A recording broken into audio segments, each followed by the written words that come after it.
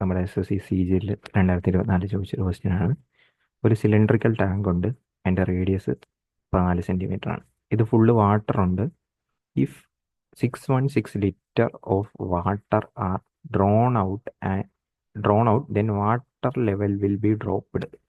Okay, ക്വസ്റ്റ്യനിൽ പറഞ്ഞിരിക്കുന്നത് 14 centimetre ടാങ്കിൽ റേഡിയസ്, ഇതിൽ നിന്ന് ഇത്രയും വെള്ളം എടുത്തു മാറ്റിക്കഴിഞ്ഞാൽ എത്ര ഹൈറ്റ് ഡ്രോപ്പ് ചെയ്യുന്നു. ഇത്രയും വെള്ളം എടുത്തു മാറ്റിക്കഴിഞ്ഞാൽ ഇതിൻ്റെ നമുക്കറിയാം സിലിണ്ടറിക്കൽ ഷേപ്പ് ആയതുകൊണ്ട് തന്നെ πr² ആണ് വോളിയം. ഈ വോളിയം എന്ന് പറയുന്നത് ഇവിടെ ഹൈറ്റ് വെച്ച് മൾട്ടിപ്ലൈ ചെയ്തിട്ടുണ്ട്. അപ്പോൾ ഈ ഹൈറ്റാണ് സത്യം പറഞ്ഞ ക്വസ്റ്റ്യനിൽ കണ്ടുപിടിക്കാൻ പറഞ്ഞത്. കാരണം ഇത്രയും വെള്ളം പോയി കഴിഞ്ഞാൽ അതിനനുസരിച്ചിട്ടുള്ള ഹൈറ്റ് അവിടെ ഇല്ലാതാകും. അതാണ് അവിടെ സംഭവിക്കുന്നത്. പക്ഷെ ആൻസർ മീറ്ററിലായിരുന്നു ഉണ്ടായിരുന്നത്. അപ്പോൾ നമുക്ക് ചെയ്യുമ്പോഴും ആ രീതിക്ക് തന്നെ ചെയ്യണം. ഓക്കെ, അപ്പോൾ ഞാനാണെങ്കിൽ വോളിയം എന്ന് പറയുന്നത് 616 ലിറ്റർ ആണ്.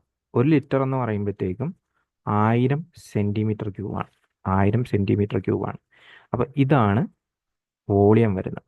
അതെന്ന് പറയുമ്പോൾ നമുക്കറിയാം എന്താണ് πr²h.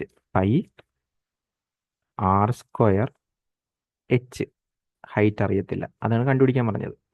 ഇത് തമ്മിൽ കട്ട് ചെയ്യാം, 2 പറഞ്ഞു തരും. ഇത് തമ്മിൽ കട്ട് ചെയ്യാം അല്ലേ, 616 2 പ്രാവശ്യം പോയി കഴിഞ്ഞാൽ 44, ബാക്കി പോയിട്ട് 176, 28 തവണ പോകും. ഓക്കെ, ദെൻ ഇതും തമ്മിൽ കട്ട് ചെയ്യും. ഓക്കെ, ബാക്കി പോയിട്ട് ഹൈറ്റ് എന്ന് പറയുമ്പോൾ എത്ര വരും? 100, 1000 എന്ന് പറഞ്ഞു വരും അല്ലേ, 1000 എന്ന് പറഞ്ഞു വരും ഹൈറ്റ് എന്ന് പറയുമ്പോഴത്തേക്ക്. ഓക്കെ, 1000 സെൻറ്റിമീറ്റർ എന്ന് പറഞ്ഞു വരും. 1000 സെൻറ്റിമീറ്റർ ആണെങ്കിൽ അതിനെ മീറ്ററിലോട്ട് മാറ്റാൻ എന്ത് ചെയ്യണം? 100 വെച്ച് ഡിവൈഡ് ചെയ്യണം. 100 വെച്ച് ഡിവൈഡ് ചെയ്യുമ്പോൾ എത്ര വരും? 10 മീറ്റർ എന്ന് പറഞ്ഞു കിട്ടും.